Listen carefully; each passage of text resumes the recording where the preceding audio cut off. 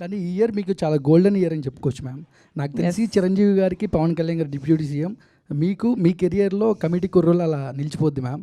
ఈ సినిమా పవన్ కళ్యాణ్ గారికి ఏమైనా చూపించే అవకాశాలు ఏమైనా ఉన్నాయి మేడం? పెద్ద హిట్ ఇంకా ఈ వారం చాలా పెద్ద అవకాశం ఉంది. అఫ్ కోర్స్ చూపిస్తాను. I'm going to go behind him. ఆయన ఎంత బిజీగా ఉన్నా కూడా ఒక 3 hours ఆయన నుంచి నేను లాక్కొని మరీ ఈ సినిమా చూపిస్తాను. Because this is a film that he has to see. ఆయన చూసి అప్రిషియేట్ చేస్తే నాకు అంతకన్నా I won't have anything. Niharika Konidela గారు, సో నెక్స్ట్ రాబోయే సినిమాలు ఎలా డెబ్యూటెంట్స్తో చేస్తారా, లేదంటే స్టార్ డైరెక్టర్స్, స్టార్ మేకర్స్తో చేస్తారా? ఎవరు తెచ్చినా మంచి కంటెంట్ తెస్తే చేస్తానండి. అది పెద్ద డైరెక్టర్ అయినా కూడా, అది కొత్త డైరెక్టర్ అయినా కూడా. ఎందుకంటే నన్ను ఎవరో అడిగారు, వంశీ ఎవరి దగ్గర చేశారు ఏడీ లాగా ఏదైనా చూసావా తన కంటెంట్ అని. ఆయన ఎవరి దగ్గరే అసిస్టెంట్ డైరెక్టర్ లాగా, అసోసియేట్ డైరెక్టర్ లాగా చేయలేదు. This is his first project. డైరెక్ట్గా ఆయన చేయడమే ఇంత మంచి బ్లాక్ బస్టర్ ఇచ్చారు మాకు. So it's not about experience, it's about the passion and the talent and the skill that you have. Okay, Prasad Behra గారు, సో మీరు ఆన్ స్క్రీన్లో రాగానే చాలామంది ఆడియన్స్ ఒక స్టార్ హీరోకి అరుస్తున్నారు సార్. సో నెక్స్ట్ మీరు యూట్యూబ్లో సిరీస్లు కంటిన్యూ చేస్తారా, లేదంటే ఆపేస్తారా? సార్ సినిమాల్లో బిజీ అయిపోతారు ఆఫ్ కోర్స్, ఆబ్వియస్లీ. సార్ ప్రస్తుతానికి పెళ్లివారం మండే వల్ల కొంచెం సినిమాల్లో బిజీగా ఉన్నాను సార్ ఒక సంవత్సరం దాకా. ఇంకా పెళ్లివారం అంటే సీజన్ 3 లాస్ట్ సార్, ఆపేస్తున్నాను. ఇంకా ఆల్ ద బెస్ట్ అండి. నిహారిక గారు, మీరు రాసుకున్న మేడం సార్ కంగ్రాచులేషన్స్ అండి. చాలా మంచి బ్లాక్ బస్టర్ రిపోర్ట్స్ వస్తున్నాయి from across the Telugu states. Thank you so much. So ఇంత మంచి కంటెంట్ వచ్చింది. అండ్ ఈ సినిమా ఎర్లీ ఓటీటీ రిలీజ్ ఉంటుందా, లేకపోతే కొంచెం పాజిటివ్ టాక్ ఉంది అండ్ ఫ్యామిలీస్ అందరూ వచ్చి ఎంజాయ్ చేస్తారు? I'm definitely against this. అంటే సినిమా రిలీజ్ అయిన 2 వారాల్లోనే ఓటీటీలో వచ్చేయడం అనేది నేను చాలా అగేన్స్ట్. ఎందుకంటే నేను ఒక థియేటర్ ఎక్స్పీరియన్స్ ఎంజాయ్ చేసే ఒక ఆడియన్స్. సో డెఫినెట్గా మాదైతే టైం పడుతుంది ఓటీటీలోకి రావడానికి. డైరెక్టర్ గారు ఒక ప్రసాద్ తీసుకోండి ఒకసారి. కాదు, కొన్ని రోజులు థియేటర్లో ఆడినే మా సినిమా ఎందుకు ఓటీటీ రమ్మంటున్నావు? సో నేను రమ్మన్నట్లేదు, త్వరగా రిలీజ్ చేస్తారా అని అడుగుతాను. కొంచెం లేట్గా రిలీజ్ చేస్తాను.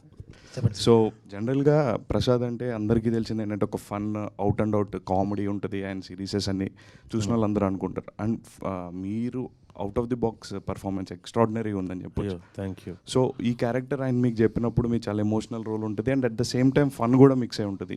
సో మీకు ఏమనిపించింది? బేసిక్గా ఈ క్యారెక్టర్ నేను చేయనని చెప్పానండి. సుధాకర్ క్యారెక్టర్ చెప్పారు నాకు.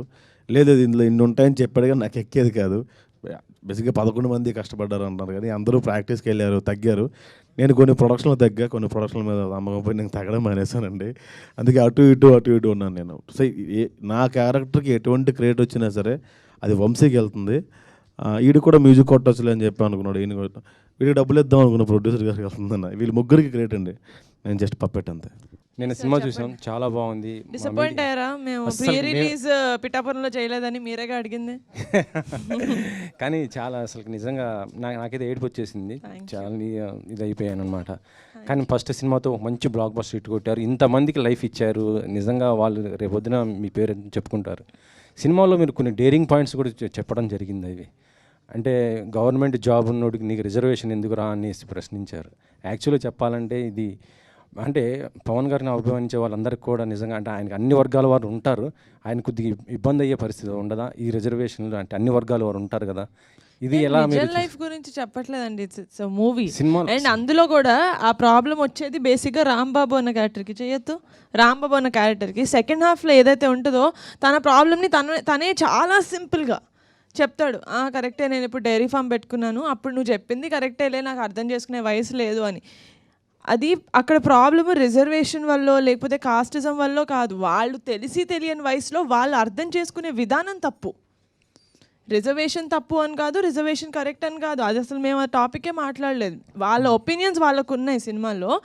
అది వాళ్ళు పర్సీవ్ చేసుకునే అంత జ్ఞానం వాళ్ళకి ఆ వయసులో లేదు. That is what we wanted to say. That problem could be any problem, but we wanted to be reservation, ఆ కైండ్ ఆఫ్ ప్రాబ్లమ్. ఎందుకంటే మనకి 18 years వచ్చేసరికి టంగ్ మన జ్ఞానబల్బులాగా మనకు అర్థమయ్యేది, మనకు తెలిసిన కొత్త న్యూస్ ఏదైనా ఉందంటే అది కాస్ట్ గురించి. Because of that. ఓకే, ఇంకొక క్వశ్చన్ శివ గారిని అడుగుతాను. ఎక్కడ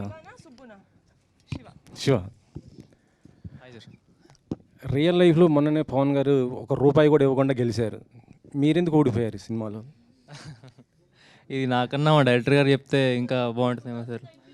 యాక్చువల్లీ ఇది ఆయన మేము అనుకుంది కూడా 2019 మీరు బేస్ చెప్పండి చేసుకున్నది కదా సార్. నిహార్ గారికి ఇవ్వండి, చెప్తారు. చెప్పండి. ఇది ఈయన రాసుకున్నప్పుడు 2019 ఎలక్షన్స్ నుంచి ఇన్స్పైర్ అయ్యి రాసుకున్నారండి. మాకు పాపం ఈయనకు సినిమా అయ్యేసరికి 3.5 సంవత్సరాలు పడుతున్న ఐడియా లేదు కదా పాపం. అప్పుడే చేసేద్దాం యంగ్ బ్లడ్ హాట్ బ్లడ్ అనుకుని రాసేసుకున్నారు. So this is based on what would have happened in 2019 behind ఎన్నో రోజుల ముందు కాదు, ఎలక్షన్కి 1 డే ముందు లేకపోతే 1 నైట్ ముందు ఏమై ఉంటుందా అని చెప్పి ఒక సార్కాస్టిక్గా ఒక సటారికల్గా చూపించడం జరిగింది. That is what it's about.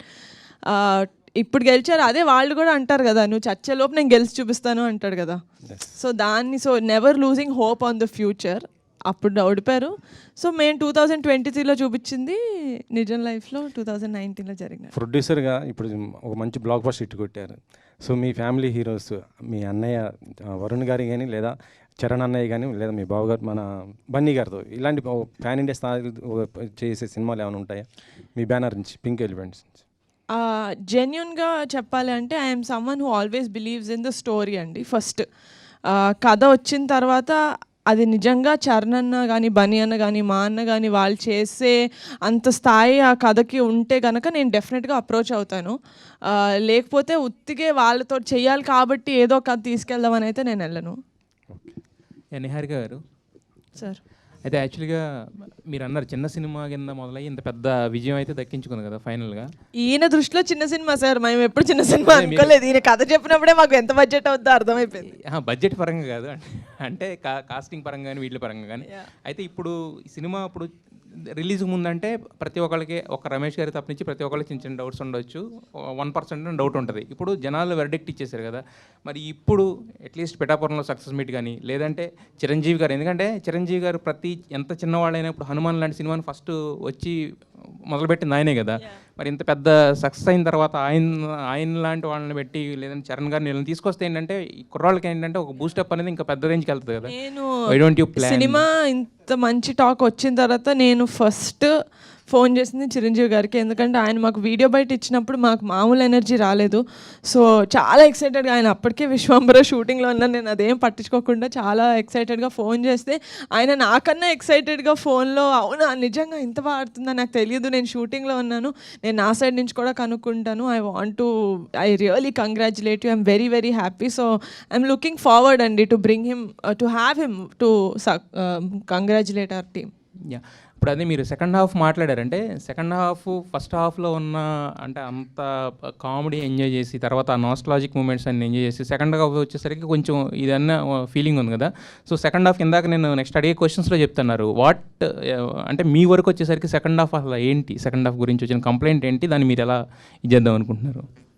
Complaints అంటే I'm actually drowning in good compliments. So ఆ కంప్లైంట్స్ డైరెక్ట్గా ఎవరు చెప్పలేరు, కానీ ఆబ్వియస్లీ ఇగ్నోరెంట్గా అయితే లేం మేము. We also see a lot of reviews, we read a lot of reviews. జనాలు ఏమంటున్నారంటే, నేను వినింది if I may say that ఇదేంటి సెకండ్ హాఫ్లో ఫస్ట్ హాఫ్ ఉన్నంత హై లేదు, కొంచెం లో అయింది అని. But to tell this kind of a story, మేము ఒక సత్తయ్య దగ్గరికి వెళ్ళిన సీన్ తర్వాత అంత high we genuinely can't create, ఎందుకంటే that is the biggest conflict of the film. దాని తర్వాత there's no other conflict, only a problem is there, that is ఊరు సరిగ్గా లేదు, ఊరుని బాగు చేస్తారా అని చెప్పి she was character, that's when it enters. నేనేం బిలీవ్ చేస్తానంటే, ఒక సినిమాలో you can't make a film for 100% of the people. Yes. So many people are connecting to it, and మా సినిమా ఎండ్ అయ్యే పద్ధతి ఏదైతే ఉందో, ఆ లాస్ట్ ఫ్రెండ్షిప్ మళ్ళీ నాస్టాల్జియాకి ఏదైతే తీసుకెళ్తామో, అందరూ మీరు గుర్తుంటే మన ఇక్కడ ఒక ప్రెస్ మీట్ అయింది, అక్కడ నేను చెప్పాను జనాలు ఏడుస్తూ రారు బయటకి, నవ్వుతూ రారు, ఒక సంతృప్తితోటి బయటకు వస్తారని చెప్పాను. That is the feeling every one is coming with, and I'm so happy that I'm right. ఆ ఉన్న 2-3 ఎలా మాట్లాడారంటే, ఒకడు విలియం క్యారెక్టర్ ఉత్తునే అమ్మాయికి ముద్దు పెడుతున్నాడు, నాకు నచ్చట్లేదు, ఆ అమ్మాయికి నచ్చకుండా ముద్దు పెడతాడని. ఆ అమ్మాయి నేను ముద్దు పెడతానని చెప్పినప్పుడు మా అమ్మ చూస్తుంది అంటదే కానీ నాకు ఇష్టం లేదని ఒకసారి కూడా అందు. దొంగ మొహంది సార్, దానికి కావాలి ముద్దు, వాళ్ళ అమ్మ చూస్తారు భయం అంతేగాని. సో అండర్లైన్లో చాలా స్ట్రాంగ్గా రాసుకున్నారు ఈయన, because he someone who respects women a lot. And నా దగ్గరికి కథ వచ్చినప్పుడు కూడా వీళ్ళు అల్లరి చిల్లరగా చిన్నతనంలో చేసేవి అవి జెన్యున్గా అందరి లైఫ్లో ఉంటాయి. That does not mean we don't respect women, it just means we are showing the true self of life. So అలా మేము వెళ్ళాం కానీ ఇట్స్ అ ఫిలిం. నాకు for me it's life. Committee కుర్రోళ్ళు ఇట్స్ లైఫ్. ఇప్పుడు ఆపరేషన్ లేకుండానే మోకాళ్లకు ప్లాస్మా ట్రీట్మెంట్, మీ ఆర్థోపెడిక్ సమస్యలన్నిటికీ రోబోటిక్ టెక్నాలజీ ద్వారా తక్కువ ఖర్చుతో శాశ్వత పరిష్కారం. ఫ్రీ కన్సల్టేషన్, ప్రతి ట్రీట్మెంట్ పై 20% డిస్కౌంట్. ఈ ఆఫర్ కొద్ది రోజులు మాత్రమే, త్వరపడండి. V9 hospitals 9281465842.